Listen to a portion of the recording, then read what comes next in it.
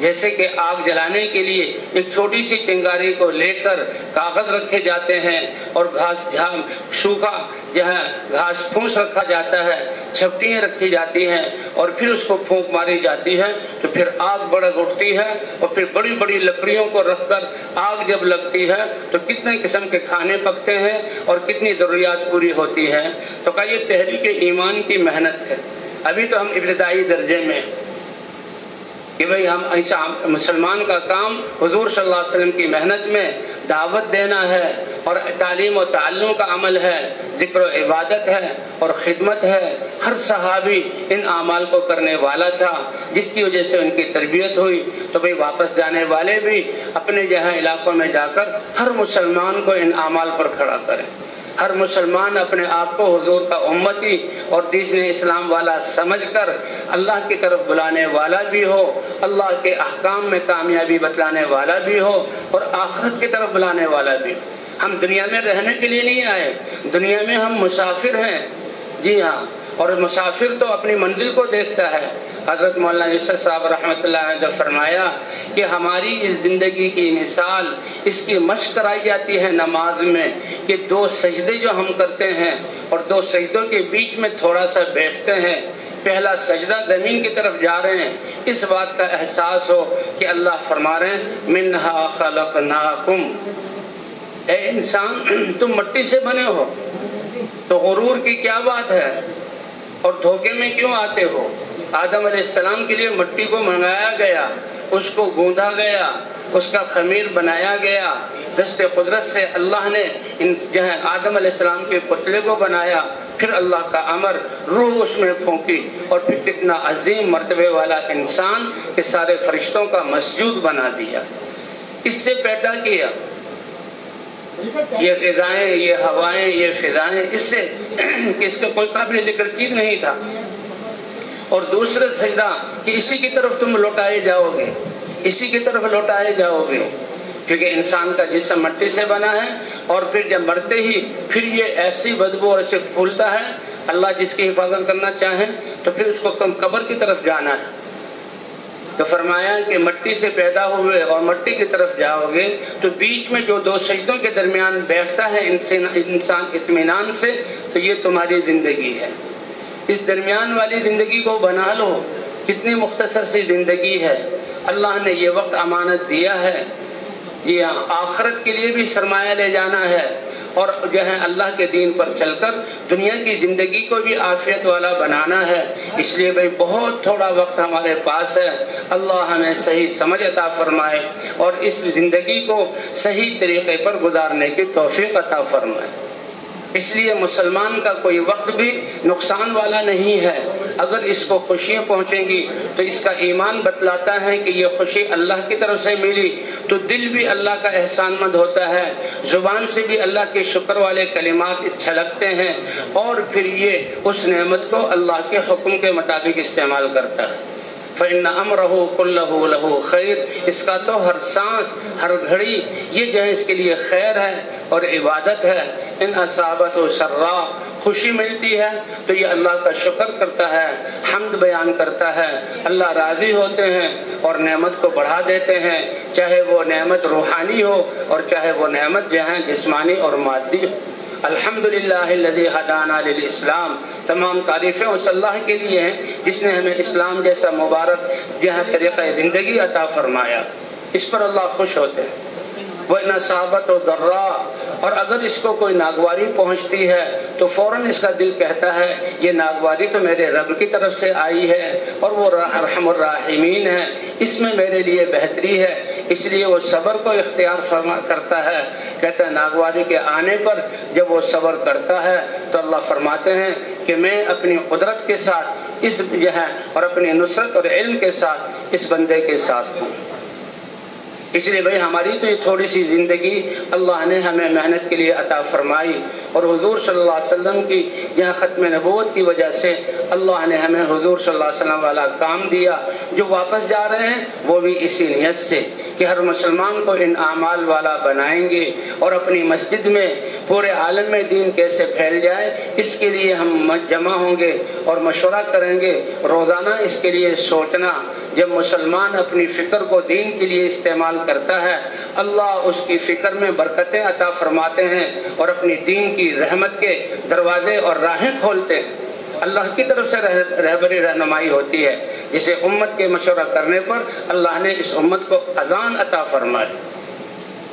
تو اسی طرح بھی روزانہ کا مشورہ ہو، پھر ہر مسلمان تک پیغام پہنچانے کے لیے روزانہ ملاقاتوں کی ترتیب بنائی جائے۔ کہ یہ 2.5 گھنٹے فارغ کرنا یہ تو ہمارا ایک ابتدائی الف با والا سبق ہے، اسی کو ہم مقصود نہ سمجھ لیں۔ وہ تو جہاں بھی ہوں اور جس وقت میں بھی ہو، جس حال میں بھی ہوں، ہم لوگوں کو اللہ کی طرف بلانے والے ہیں۔ تو روزانہ کا مشورہ اور روزانہ کے جو ہے لوگوں سے ملاقاتیں، 100% لوگوں سے ملنا، ایک ایک کے در پر جانا، اس تک یہ پیغام پہنچانا کہ ہم کلمے والے ہیں تو اللہ نے حضور صلی اللہ علیہ وسلم والی محنت ہمیں دی ہے۔ اور بھئی اللہ کامیابی اللہ نے اپنے دین میں رکھی ہے اور اپنے احکام میں کو اپنے نبی کے طریقے پر پورا کرنے میں رکھی ہے۔ اب اس کے لیے اس کی تکمیل فضائل کی تعلیم ہے کہ ہم جو ہے اب مسجد میں بھی تعلیم کے حلقے میں بیٹھیں۔ یہ فضائل کی تعلیم ہمارے جو ہے اس دعوت کو تقویت پہنچانے والی ہے۔ ایسا طاقت اور عمل ہے کہ اس فضائل کی تعلیم کی برکت سے کروڑوں مسلمان اب اس دین کی محنت کو کرنے والے بن گئے۔ ہمارا اس میدان میں یہاں آنا، بیٹھنا اور زمین پر 3 دن بیٹھنا اور پھر جمع ہو کر بیٹھنا اور جو ہے شروع سے آخر تک باتوں کو سننا، یہ اسی فضائل کی تعلیم کی وجہ سے ہے۔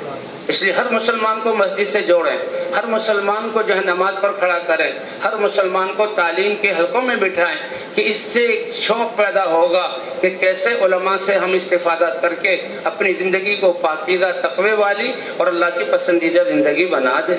گھروں میں بھی تعلیم، اسی طرح بھائی پورے محلے کو لینے کے لیے ایک اپنا مقامی گشت ہے اور آس پاس کی مسجدوں کو یہ اس کام پر کھڑا کرنے کے لیے کہ کوئی مسلمان بھی اس عمل کے بغیر باقی نہ رہے، وہ جو ہے بیرونی گشت ہے۔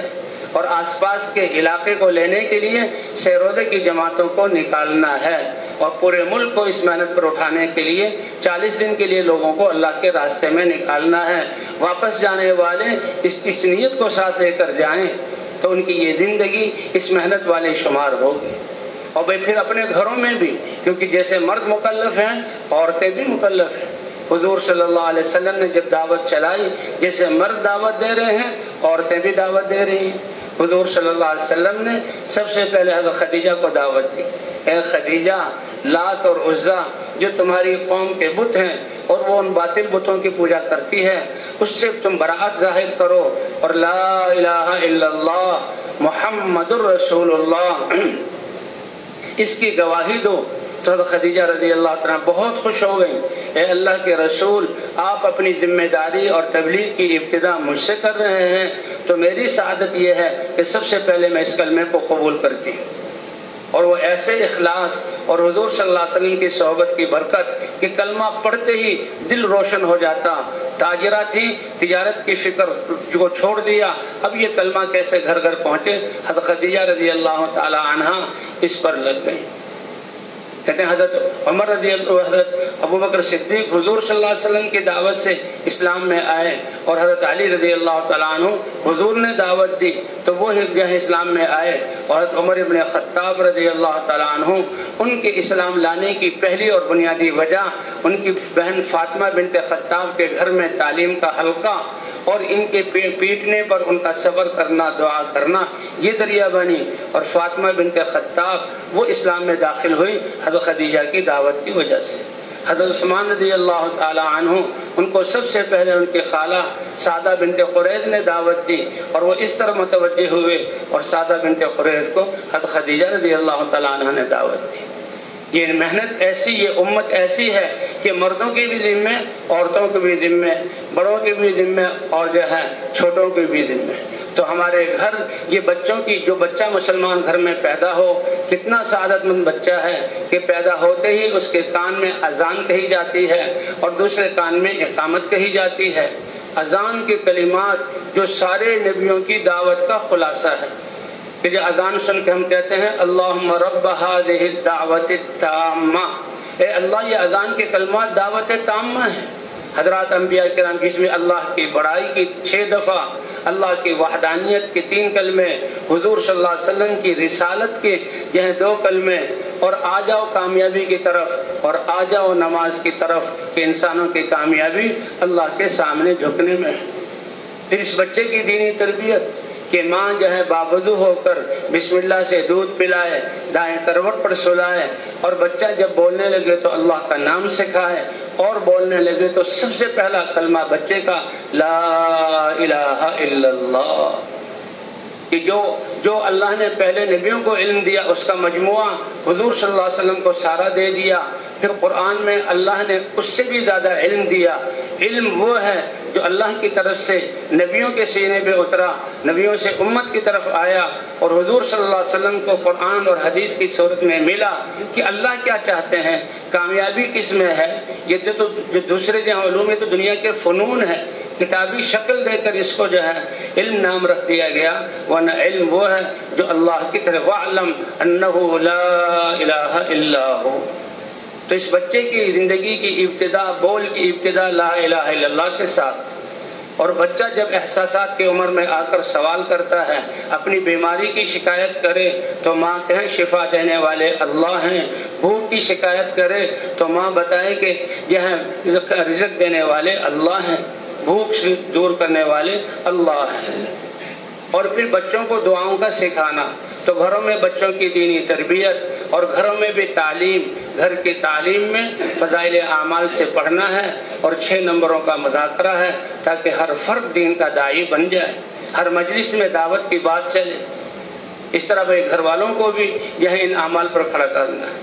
مسلمان کا گھر یہ تو اللہ کے دین، اللہ کا دین، یہ دین کا مرکز ہے، اور اس گھر میں جو آنے والے ان کی تربیت، ہر مرد اور عورت، ہر بچہ اور بچی، یہ جو ہے اللہ کے دین کی محنت والے ہیں۔ یہ واپس جانے والے اس نیت سے جائیں کہ مساجد کو بھی جو ہے ہم حضور صلی اللہ علیہ وسلم کے اعمال سے آباد کرنا ہے، اور اسی طرح جو ہے اپنے گھروں میں بھی ان اعمال کو چالو کرنا ہے۔ اور بھائی کتنے خوش قسمت ہیں وہ لوگ جو اس میدان میں آ کر اللہ کے راستے میں جا رہے ہیں۔ اللہ کے راستے میں نکلنا، اس کے برابر کوئی عمل ہو نہیں سکتا۔ حضرات صحابہ کرام اجتماعی صورت میں، انفرادی صورت میں، مردوں نے بھی اور کچھ عورتوں نے بھی سوال کیا، یا رسول اللہ، یہ جو اللہ کے راستے میں نکل رہے ہیں اور رہنے والے کسی عذر کی وجہ سے گھر میں رہ رہے ہیں، تو کیا یہ رہنے والے نکلنے والوں کے اجر کو پا سکتے ہیں؟ حضور صلی اللہ علیہ وسلم نے فرمایا، کیا یہ رہنے والے اس بات کی طاقت رکھتے ہیں کہ جب وہ اللہ کے راستے میں نکلیں تو یہ نماز کے لیے کھڑے ہو جائیں اور ان کے آنے تک نماز ہی میں رہیں، اور ان جب وہ نکلیں تو اس وقت یہ روزہ شروع کر دیں اور ان کے آنے تک روزہ افطار نہ کریں؟ اور اس زمانے کے سفر بھی صرف گھنٹوں کے نہیں ہوتے تھے، دنوں اور ہفتوں اور مہینوں کے ہوتے تھے۔ یا رسول اللہ، اس کی کون استطاعت رکھتا ہے؟ انسان ہے، بھوک اور پیاس ہے، کتنے اس کی حاجتیں ہیں، کہ اگر تم طاقت رکھ کے یہ عمل بھی کر لو تو اللہ کے راستے میں نکلنے والوں کے جہاں اجر کے 10ویں حصے کو بھی تم نہیں پہنچ سکتے۔ اللہ کے راستے میں دین کی محنت کو سیکھنے اور اس پر امت کو کھڑا کرنے کے لیے نکلنا، یہ بہت ہی بڑی محنت ہے۔ لغدوۃ فی سبیل اللہ او روحۃ خیر من الدنیا وما فیہا، دنیا اور دنیا کے سارے خزانے اگر کسی انسان کو دے دیے جائیں، جب تک دنیا باقی ہے یہ اس کے ہیں، اور ایک انسان کو اللہ کے راستے میں دن کا صبح کا حصہ آدھا دن یا شام کا حصہ آدھا دن اس کے نکلنے کی توفیق مل جائے تو یہ اس سے کہیں بہتر ہے۔ اللہ ہمیں اس کا یقین عطا فرمائے۔ تو ایک ایک صبح اور ایک ایک شام یہ بہت قیمتی ہے، اللہ کے راستے میں یہ جا رہے ہیں۔ اور اس میں محنت میں 2 بنیادی چیزیں ہیں، ایک تو نقل و حرکت ہے اور ایک اجتماعیت ہے۔ جیسے فرمایا یہ نقل و حرکت، جتنی بھی نقل و حرکت والی چیزیں ہیں، یہ ریلیں چل رہی ہیں، جہاز چل رہے ہیں اور بحری جہاز چل رہے ہیں، اور جانور جو ہیں حرکت کر رہے ہیں، انسان جا رہے ہیں، جو کچھ سامان لے کر جا رہے ہیں، اس سب سے زیادہ قیمتی اللہ کے ہاں پسندیدہ نقل و حرکت اللہ کے پیغام کو لے کر اللہ کے راستے میں نکلنا۔ ان لوگوں سے تو ان کی نقل و حرکت اور کیا مال لے کر گئے اس کا حساب ہوگا، اور جو اللہ کے دین کی محنت کے لیے نکلنے والے ہیں، اللہ ان کو ان کی محنت کا اجر اور حساب عطا فرمائیں گے۔ تو ایک تو نقل و حرکت ہے، اس لیے اس نقل و حرکت میں ہر چیز کی نقل و حرکت، سورج کی گرمی اور اس کی جو ہے روشنی کا فائدہ جس مخلوق کو چاہیے اللہ اس کے مطابق اس کو چلا رہے ہیں، ہواؤں کی جہاں جہاں ضرورت ہے اس کے مطابق اللہ ہواؤں کو چلا رہے ہیں، پانی کی جہاں جہاں ضرورت ہے اس کے مطابق۔ تو یہ دین جو ہے ساری انسانیت کے لیے ہے، اس لیے ان کی نقل و حرکت کا میدان پوری دنیا کے انسان اور قیامت تک آنے والی نسلیں۔ یہ نیت کریں، اس کے مطابق ان کو اجر ملے گا، اس کے مطابق اللہ ان کی تربیت فرمائیں گے، اس کے مطابق اللہ تعالیٰ ان کے اعمال کا اثر پورے عالم پر ڈالیں گے۔ حضرت محمد صلی اللہ علیہ وسلم نے اس دین کی دعوت کو سارے عالم کو سامنے رکھ کر کیا۔ آپ کی صاحبزادیوں میں حضرت زینب بہت خوبصورت تھی۔ حضور صلی اللہ علیہ وسلم صبح کو دعوت دیتے اور سورج جب سر پہ آ جاتا مکے کی گرمی میں آگ برساتا تو حضور گھر کا تشریف لاتے۔ ایک دفعہ حضور صلی اللہ علیہ وسلم گھر تشریف لائے، حضرت زینب چھوٹی سی تھی، چھوٹی بچی تھی، بہت خوبصورت تھی۔ دیکھا کہ سرور کائنات ابا جان آئے ہیں، تھکے ہوئے ہیں، پسینہ پسینہ ہو رہے ہیں اور بال پراگندہ ہیں۔ وہ پیالے میں پانی لے آئی اور اپنے ننھے ہاتھوں سے باپ کا چہرہ دھویا اور رو رہی تھی کہ کیا ہوا میری قوم کو، میرے ابا ان کو دین کی طرف بلاتے ہیں اور قوم ان کی مخالفت کرتی ہے۔ حضور صلی اللہ علیہ وسلم نے فرمایا، اے بیٹی زینب رو نہیں، اللہ نے تمہارے باپ کو ایسا امر اور دین دے کر بھیجا ہے، لا يبقى بيت مدر ولا وبر الا ادخله الله بعز عزيز وذل ذليل۔ تیرے باپ کا دین ہر پکے اور کچے گھر میں پہنچ کر رہے گا۔ تو اس لیے پورے عالم کی نیت۔ حضرت الیاس صاحب رحمۃ اللہ علیہ نے شروع میں جماعتیں چلائی تو 3 دن کی جماعتیں چلتی تھی اور وہ گھر سے آٹا اور گھر سے جو ہے کوئی نمک مرچ یا گھر سے جو ہے شکر اور چنے لے کر نکلتی تھی اور پیدل وہ چلتے تھے۔ ان لوگوں کو حضور جہمل الیاس صاحب رحمۃ اللہ علیہ فرماتے کہ دنیا کے اوڑ کی نیت کرو، دنیا کے کناروں کی نیت کرو کہ یہ محنت جس کی ابتدا سے روزے سے ہوئی ہے یہ پیغام پوری دنیا میں پہنچ کر رہے گا۔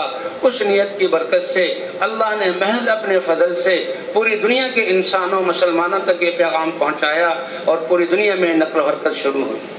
اس وقت تو چند ہی جماعتیں تھیں، آج تو وہی کروڑوں انسان نقل و حرکت میں ہیں۔ اللہ اس محنت کو صحیح طریقے پر اور سنجیدگی کے ساتھ کرنے کی توفیق عطا فرمائے۔ جی ہاں، تو نقل و حرکت پوری انسانیت کی نیت کر کے ہم لوگ اللہ کے راستے میں نکلے۔ ہمارا یہ سبق ہے قیامت تک آنے والی نسلیں۔ اور دوسرا اجتماعیت، کہ یہ امت جڑ کر چلے، یہ دین جوڑنے والا ہے۔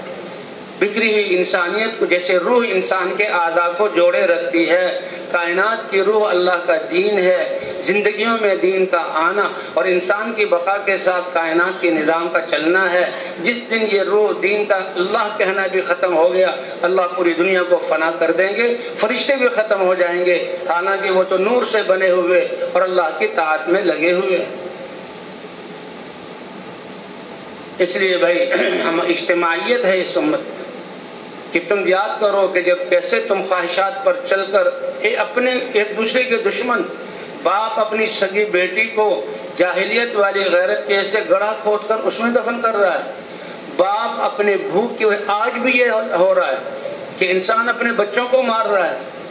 یہ جاہلیت والا دور کہ وہ یقتلون اولادہم خشیۃ املاق، کہ کھانے کے لیے ہمارے پاس نہیں، یہ بیٹا پیدا ہو گیا، حالانکہ ان کو جنگوں اور دشمنوں سے مقابلے کے لیے نرینہ اولادوں کی ضرورت تھی، لیکن ان کو بھی گلا گھونٹ کے مار دیتے تھے۔ ایسی جاہلیت کا دورہ تھا۔ تو حضور صلی اللہ علیہ وسلم اس محنت کو لے کر آئے اور پھر اس دین کی وجہ سے سب جڑ گئے۔ تو اجتماعیت ہے، اس میں اجتماعیت ہے۔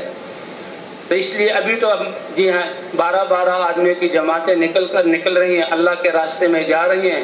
شب جمعہ میں چند سو ہزاروں تک جمع ہو کر بیٹھتے ہیں۔ اجتماعات پر اللہ لاکھوں انسانوں کو جمع کرتے ہیں۔ کیسی محبت کا اور کیسی ہمدردی کا سب سما ہوتا ہے، حتیٰ کہ سارے مسلمان ایک جسم کی طرح ہو جائیں۔ اللہ اس محنت کی برکت سے اس نتائج کو ظاہر فرمائے۔ اس لیے بھئی ایک نقل و حرکت ہے اور ایک اجتماعیت ہے۔ اب دل ہمارے جڑ جائیں، اس کے لیے اصول اور آداب کہ حضور صلی اللہ علیہ وسلم کی صفات کے ساتھ ہم لوگ چلیں۔ فبما رحمت من اللہ لنت لهم ولو كنت فظا غلیظ القلب لانفضوا من حولك لو انفقت ما في الارض جميعا ما الفت بین قلوبهم ولكن اللہ الف بینهم کہ دیکھو بکھری ہوئی انسانیت اور پریشان اور پراگندہ حال انسانیت کو سدھارنے کے لیے ہم نے آپ کو دین دے کر بھیجا جو ان کی پریشانیوں کو زائل کر دے، دلوں کو جوڑ دے، تو ہم نے اپنی مہربانی سے آپ کو نرم بنایا۔ اگر آپ نبی اور سید المرسلین اور اتنے اونچے مرتبے والا ہوتے ہوئے بھی سخت بولوں والے ہوتے، سخت دل والے ہوتے، ماتھے پہ تیور لانے والے ہوتے، تو یہ صحابہ جیسی ہستیاں بھی آپ سے بکھر جاتی۔ تو بھئی نرمی، اللہ تعالیٰ حضرت موسیٰ علیہ السلام اور ہارون علیہ السلام کو اپنا پیغام دے کر فرعون جیسے ظالم کی طرف بھیج رہے ہیں، تو فرما رہے قولا لہو قولا لینا۔ فرعون سے زیادہ نافرمان سرکش روئے زمین پر آیا نہیں، جو اپنے آپ کو سب سے بڑا رب کہتا تھا، اور ظلم میں ہزاروں بچے اس نے تلوار سے ان کی گردنیں جدا کروائیں، ماؤں کی گودوں کو اجاڑا، اس کی طرف اللہ بھیج رہے ہیں اے موسیٰ اور اے ہارون، اس سے نرمی سے بات کرنا، شاید تمہاری نرمی سے اس کا دل بدل جائے۔ اور اگر آپ روئے زمین کے خزانوں کو خرچ کر دیتے تو ان کے دلوں کو جوڑ نہ سکتے۔ گھر بنا دو بھائی، اور ان کو لباس دے دو، اور ان کے کھانے پینے خوب دے دو، کسی کی طرف یہ جھانکے نہیں، تو دنیا کے اسباب جوڑنے کے لیے ہے ہی نہیں۔ اگر روئے زمین کے خزانے آپ کو دیے جاتے اور آپ اس کو خرچ کرتے تو ان کے دلوں کو نہ جوڑ سکتے۔ یہ جو آپ محنت اور ہمدردی خواہی لے کر آئے، اللہ کا دین لے کر آئے، فقر و فاقہ ہوتے ہوئے بھی اللہ نے ان کے دلوں کو جوڑ دیا۔ حالات تنگیوں والے ویسے ہی تھے، لیکن کیا ایثار اور ہمدردی ہے۔ حضور صلی اللہ علیہ وسلم مہمانوں کو آنے والے اپنے گھر پہلے لے جاتے، اپنے گھر سے کچھ ان کے لیے منگاتے، بعض دفعہ صحابہ کے ذمہ کر دیتے۔ تو ایک مہمان آیا، اس کو ایک صحابی کے ذمہ گیا، اور رات کا وقت تھا کہ وہ رات اپنے گھر لے کر گیا۔ بیوی سے کہا اللہ کے رسول کے مہمان ہیں، گھر میں کچھ ہے کھانے پکانے کے ان کو پیش کرنے کے لیے۔ انہیں اللہ کے بندے پہلے معلوم تو کر لیتے، آج تو تم نے بھی بھوک کی حالت میں رات گزارنی ہے، اور میں نے بھی بھوک کی حالت میں رات گزارنی تھی۔ یہ تو بچوں کے لیے کچھ ٹکڑے تھے، وہ میں ابھی تیار کر کے، بچے رو رہے ہیں بھوک کی وجہ سے، ان کو دینے لگی تھی۔ کہا نہیں، یہ اللہ کے رسول کا مہمان ہے، اس کو جہاں دے دو، اور کھانا اس کے سامنے لے آؤ، اور بچوں کو بہلا پھسلا کر سلا دو۔ بچوں کو سلا دیا، رات جہاں گہری ہوئی، نیند آئی، بچے بھوک کی حالت میں سو گئے، اور یہ تھوڑے سے ٹکڑے کھانا ان کے سامنے۔ اور مہمان جب تک نہیں کھاتا تھا جب تک کہ میزبان کو اپنے ساتھ کھاتا ہوا نہ دیکھ لے۔ فرمایا چراغ کو بڑھا دینا، یعنی بجھا دینا سانس سے ٹھیک کرنے کی نیت سے، اور میں منہ سے آواز نکالتا رہوں گا۔ چند لقمے تھے کھلائے، اب دنیا کے اعتبار سے کچھ نہیں، لیکن نیت اور یہ عمل اللہ کو کتنا پسند آیا۔ مہمان نے وہ کھانا کھا لیا، اور وہ حضور صبح کو حضور صلی اللہ علیہ وسلم کی خدمت میں مہمان کو لے کر آئے۔ حضور مسکرا رہے ہیں اور خبر دے رہے ہیں کہ رات کا تمہارا جو مہمان کے ساتھ معاملہ ہوا اللہ کو آسمانوں پر پسند آیا، اور اللہ نے اس پر فخر فرمایا۔ تو وہ انسانوں کے دلوں کو جوڑنے والی چیز اور عافیت لانے والی چیز اللہ کا دین ہے، اللہ کی ذات پر ایمان ہے، اور زندگیوں میں اللہ کے احکام کا زندہ ہونا ہے۔ اس لیے اس محنت کو حضور صلی اللہ علیہ وسلم کے محض طریقے پر کرنا، اجتماعیت اور جو ہے نقل و حرکت، تو دل جڑے ہوئے ہو۔ اس لیے کہتے ہیں جماعت وار، یہ تو 2 ارب مسلمان، ان کے دل میں کوئی جذبہ نہ رہے لا الہ الا اللہ کے علاوہ، اور ان کا کوئی مقصد نہ ہو سوائے انسانیت کو اللہ کے دین پر بلانا، اس پر یہ انسانیت پوری جڑے گی۔ الحمدللہ اس دعوت والی محنت پر کروڑوں مسلمانوں کو اللہ نے جوڑ دیا۔ تو اس لیے بھائی یہ سیکھنے کے لیے ہم جا رہے ہیں، ان صفات کو پیدا کرنے کے لیے۔ جماعت بن جائے، ایک ذمہ دار ساتھ بنا دیا جائے، اور یہ جماعت اللہ کے راستے میں ایک صبح یا ایک شام، یہ دنیا اور ما فیہا سے بہتر ہے۔ جماعت وہ ہے کہ جن کی فکریں بھی ایک ہوں اور جن کے اجسام بھی ایک ساتھ ہوں، جماعت اکٹھی رہے، اور بھائی اب دعا کے بعد آپ حضرات نے اللہ کے راستے میں جانا ہے، تشکیلیں ہو گئی تو فوراً اللہ کے راستے میں نکلیں۔ تشکیل ہونے کے بعد، رخ ملنے کے بعد اب دیر کی گنجائش نہیں یہاں، حتیٰ کہ اگر ابھی اجتماع کا موقع ہے، سواریاں بہت مشکل سے ملیں گی۔ ایک تو یہ کہ ہم یہی میدان میں بستر اکٹھے کر کے ہم انتظار کریں، اور ایک یہ کہ جہاں تشکیلیں ہوئی ہیں وہاں چلنا شروع کر دیں۔ حضور صلی اللہ علیہ وسلم کے اکثر سفر پیدل تھے۔ آپ کا طائف کا سفر سنا ہے کہ پیدل تھا، اور یہ پیدل چلنا اللہ کو کتنا پسند ہے کہ ایک ایک قدم پر اللہ کتنا اجر عطا فرمائیں گے۔ اس لیے جو رخ ہے اس طرف چل دیں، اور پھر بھی اللہ سواری کا بھی انتظام کر دیں گے۔ جماعت بننے کے بعد ساتھی اپنے جو ذمہ دار ہیں وہ ساتھیوں کو جوڑ لے، دو دو کی جوڑی بنا دی جائے اور آپس میں سیکھنا سکھانا شروع ہو جائے۔ حضور صلی اللہ علیہ وسلم لشکروں کو روانہ فرماتے تھے تو ساتھ رہنے کے حکم بھی فرماتے تھے، اور دو دو کی تین تین کی جوڑی بھی بنا دیتے تھے۔ اجتماعیت بہت ضروری چیز ہے۔ اللہ کے راستے میں جماعت جا رہی ہے اور حضور صلی اللہ علیہ وسلم پیچھے ہیں، دیکھا ایک نوجوان وہ الگ چل رہا ہے۔ حضور نے بلایا، بھائی کیا بات ہے، تم الگ کیوں چل رہے ہو؟ کہ اے اللہ کے رسول، یہ اکٹھے چل کر یہ غبار جو اڑ رہی ہے یہ مجھے پسند نہیں، غبار گرے گی میرے جسم پر۔ تو حضور صلی اللہ علیہ وسلم نے دو باتیں، اس میں دو طرف اشارہ کہ اس غبار کو ہلکا نہ سمجھو، لا تعتزلہ، اس سے بچو نہیں، یہ تو قیامت میں تمہارے اوپر خوشبو بنا کر ڈالی جائے گی، مشک بنا کر ڈالی جائے گی۔ ایک دوسری حدیث میں اس کی تفصیل آتی ہے۔ اور دوسرا، جماعت کے ساتھ رہو، جماعت کے ساتھ رہو، کہ اللہ کے راستے میں نکل کر ایک تو مساجد کو لازم پکڑو، اجتماعیت کو لازم پکڑو، اور عمومیت کو لازم پکڑو۔ کام تو بہت اونچا ہے، کام تو بہت اونچا ہے، اور میں بے حد سب سے گھٹیا ہوں۔ تو فرمایا کہ تم ان کے ساتھ چلو، اجتماعیت میں فائدہ ہے۔ فرمایا کہ جو جماعت کو چھوڑ دیتا ہے اس کی مثال ایسی ہے جیسے کہ بھیڑیے جہاں چھپے ہوتے ہیں بلوں میں اور غاروں میں، بکری اکٹھی چلتی ہیں تو ان کو حملہ کرنے کی ہمت نہیں ہوتی، اور جس بکری کو تھوڑا سا الگ دیکھتے ہیں اس کو ایک طرف لے کے جا کر اس کا تو ٹکا بوٹی کر دیتے ہیں۔ فرمایا اکیلی بکری کو جو ہے وہ بھیڑیا کھاتا ہے، اور تمہارا بھیڑیا شیطان ہے، وہ الگ بیٹھ کر اپنی سوچوں میں رہنا، شیطان ان پر حملہ کرتا ہے، ان کی جو ہے زندگیوں کو پریشان کرتا ہے۔ وہ اجتماعی زندگی میں رہیں گے، اعمال میں جڑے رہیں گے، اللہ کی رحمت اترتی رہے گی۔ اور اس لیے فوراً اللہ کے راستے میں جانا، جمع ہو کر جو ذمہ دار ساتھی ہے، جہاں تشکیل ہے وہاں کے حالات معلوم کر لیے جائیں۔ حالات معلوم کرنے کا کیا مطلب کہ بھئی اس علاقے والوں کا دین پر چلنا اور دین کی محنت کے اعتبار سے کیا حال ہے، کہ ہر مسلمان سے مل کر ہم نے ان کو تقوی والی زندگی والا بھی بنانا ہے، اللہ کے راستے میں نکلنے والا بھی۔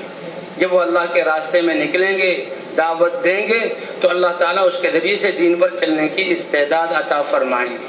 تو وہاں کے حالات معلوم کر کے ساتھی فکر مند بھی ہوں اور دعاؤں میں بھی لگیں، اور وہی اسباب میں سے دو ساتھیوں کو خدمت کے لیے مقرر کر دیا جائے۔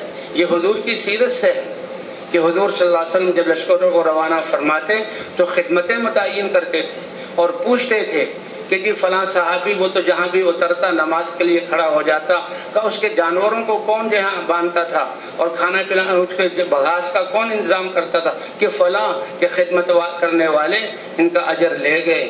اور حضور صلی اللہ علیہ وسلم اپنے لیے بھی خدمت متعین فرماتے کہ یہ صحابہ ہیں، یہ جہاں اونٹ کو کاٹیں گے، یہ کھانا پکائیں گے، اور میں نبیوں کا سردار اور تمہارا محبوب حضرت محمد صلی اللہ علیہ وسلم، میں تمہارے لیے صحرا سے جنگل سے لکڑیاں چن کر لاؤں گا۔ فرمایا سب سے مشکل کام صحرا سے لکڑیاں اور ایندھن جمع کرنا ہے۔ سورج نکل آتا ہے، گرمی شروع ہو جاتی ہے، صحرا میں کہاں لکڑیاں ہیں؟ سب سے مشکل کام حضور اپنے لیے لیتے ہیں۔ اور ایک عقبہ ابن عامر رضی اللہ تعالیٰ عنہ ہے، وہ فرماتے ہیں کہ ہم بھی 12 آدمی اپنے علاقے سے آئے تو 10 آدمی مسجد میں اور 2 آدمیوں کی خدمت لگتی کہ اونٹوں کو چرائیں اور سنبھالیں، کہ میں اونٹوں کو جہاں چرا کر رات کو میں آیا، پھر رات کو جہاں شام کو میں اونٹوں کو باندھ کر مسجد میں آیا تو مسجد میں تعلیم ہو رہی ہے، اللہ کے رسول فضائل سنا رہے ہیں، اللہ کے رسول صلی اللہ علیہ وسلم سنا رہے ہیں کہ جو آدمی اچھی طرح وضو کرے اور پھر 2 رکعت بڑی توجہ سے پڑھے تو ان 2 رکعت پڑھنے کی وجہ سے اللہ گناہ معاف فرما دیتے ہیں اور جنت ان کے اس کے لیے واجب ہو جاتی ہے۔ عقبہ ابن عامر نے فرمایا واہ واہ، اللہ کے رسول نے کتنی پیاری بات کی۔ کہا میرے سامنے جو ہستی بیٹھے ہوئے تھے وہ کہنے لگے اچھا تم ابھی آئے ہو اس لیے اس بات پر بڑے خوش ہو رہے ہو، تم نے پہلی بات نہیں سنی، اس سے پہلی بات حضور نے کتنی اچھی فرمائی۔ ایمان والے کی کیا شان ہے کہ مسلمان تو جب وضو کرتا ہے اچھی طرح اور وضو کر کے آسمان کی طرف دیکھتا ہے اور کہتا ہے اشہد ان لا الہ الا اللہ وحدہ لا شریک لہ واشہد ان محمدا عبدہ ورسولہ، تو جنت کے 8 دروازے اس کے لیے کھل جاتے ہیں، جس دروازے سے چاہے وہ داخل ہو، اور وہ حضرت عمر رضی اللہ تعالیٰ عنہ تھے۔ تو ایسے بھائی 2 ساتھیوں کا خدمت میں مقرر کرنا اور باقی ساتھی جماعت والے 2 ساتھی یہاں سے ہم چلیں اور راستے کے دائیں طرف چلیں اور سیکھتے سکھاتے ہوئے چلیں، اور بھائی جب چاہے پرانے ساتھی ہوں ان کو جو ہے ایک دوسرے کو دعوت دینا، مزید قربانیوں کے لیے آگے بڑھانا، اور بھائی راستے کے جہاں ترتیب کے اعتبار سے جہاں ہم نے جانا ہے وہاں کے جو ہے سب جو کرایہ ایک طرف کا، اور اگر دور کا سفر ہے 1-2 وقت کے کھانے کے پیسے جمع کر کے ذمہ دار ساتھی ایک ساتھی کو نہ دیں بلکہ 2-3 ساتھیوں میں تقسیم کر دیں کہ بھائی آپ اپنے پاس بطور امانت کے رکھیں، جب ضرورت ہوگی لے لیں گے۔ اور پھر یہاں سے میدان سے ہم اسٹیشن کی طرف جائیں یا جہاں بس اڈے کی طرف جائیں، وہاں جا کر سیکھتے سکھاتے اگر بس آنے میں اور گاڑی کے آنے میں دیر ہے تو 2 ساتھی وہ جو ہیں پھیل جائیں۔ یہ مسافر جو یہاں پر آئے ہوئے ہیں یہی لوگ ہیں جن کے پاس ہم نے جانا ہے، دعوت کو چلائیں۔ ہماری دعوت تو بڑی آسان ہے لیکن بہت اہم ہے۔ اے دنیا بھر کے انسانوں، اللہ نے ہمیں تھوڑے دنوں کے لیے دنیا میں بھیجا ہے اور ہماری کامیابی اپنے مبارک دین میں رکھی ہے، اور دین کا زندگیوں میں آنا یہ نبیوں کی محنت پر موقوف ہے، اور حضرت محمد صلی اللہ علیہ وسلم کی ختم نبوت کی وجہ سے اب ہر کلمہ گو کو اللہ کا یہ پیغام پہنچانا اس کی ذمہ داری ملی ہے۔ نبیوں کی دعوت کے قصے اور ان پر جو حالات آئے، کیسے صبر کیا اور اللہ کی مددیں کیسے آئی، آخرت میں کیا ملے گا، اس طرح اس کو جو ہے سنا کر دین کی محنت کے لیے آمادہ کرنا۔ جمع کر کے بیان شروع کر دینا بھئی یہ ہمارا موضوع نہیں ہے، وہ تو اپنے آپ کو دن بھر تھکانا، ایک کے پیچھے جانا، پھر شام کو بات کرنا۔ محنت کرنے کے بعد دعا ہے۔ اللہ نے ہمیں دعوت بھی دی اور اللہ نے ہمیں دعا بھی دی، انقلاب اور تبدیلی اور پوری انسانیت۔ اب الحمدللہ اس تبلیغ کی برکت سے کتنی بڑی تبدیلی کہ کروڑوں انسان نقل و حرکت میں ہے، تو دعوت دے کر پھر دعا ہے۔ دعوت دے کر جہاں زمیندار زمین پہ محنت کرتا ہے اور ہل چلاتا ہے اور پھر جو ہے اپن بیج بکھیر دیتا ہے اور پھر پانی دیتا ہے، پھر اللہ کی طرف متوجہ ہو کر دعا کرتا ہے، اللہ ایک دانے کے بدلے میں اس کو 700 دانے اپنی قدرت سے اور فضل سے عطا فرماتے ہیں۔ تو اس لیے دن بھر کی دعوت ہے اور رات کی دعا۔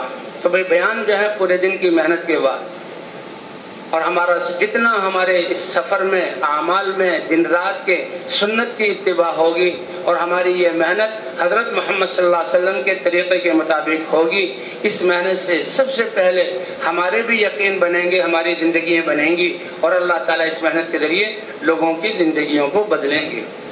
یہ نہیں کہ بس ہم لوگوں کو سمجھانے کے لیے نکل لیں، بلکہ ابھی تو ہم اپنی اصلاح کے لیے یہ کام اتنا مبارک ہے کہ سیکھنے کے انداز میں کرتے ہوئے اللہ لوگوں کی زندگیوں کو بدلتا ہے۔ یہ ٹینکر جو چلتے ہیں تیل کو لے کر، ایک ٹینکر اس میں ہزاروں لیٹر جو ہے تیل ہوتا ہے، اور وہ جو ہے پیٹرول پمپ پہ جاتے ہیں یا وہ تقسیم کرتے ہیں، ہزاروں گاڑیاں چلتی ہیں، لیکن اس ٹینکر کا خود چلنا اپنی چھوٹی ٹینکی کی وجہ سے ہے۔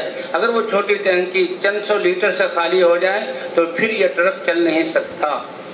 اس لیے بھئی اپنی زندگی ایمان اور اعمال کو بناتے ہوئے پھر لوگوں کو یہ پیغام پہنچانا ہے۔ اصل نشانہ تو ہمارا اپنا دل ہے، اور ہم خود ہیں کہ ہمارے دل کے اندر کیسے اللہ کی ذات پر یقین اور ہم کیسے عبادات اور اللہ کے احکام پر چلنے والے بن جائیں۔ تو اس لیے سنت کے ساتھ 2 کی جوڑی ہو، ریل گاڑی آ جائے، بس آ جائے، تو वही उस पर सवार होना, बिस्मिल्लाह पढ़ के दाएं पाँव से सवार होना और फिर सवार होकर बैठ जाना, 3 दफ़ा अल्हम्दुलिल्लाह, 3 दफ़ा अल्लाहु अकबर, सुब्हानका इन्नी ज़लमतु नफ्सी, ये दुआ पढ़ के मुस्कुराना और फिर भाई सफ़र की दुआएं हैं वो पढ़ना। नए साथी हों तो उनको कहलवा दी जाए और ये दुआ सिखाई जाए।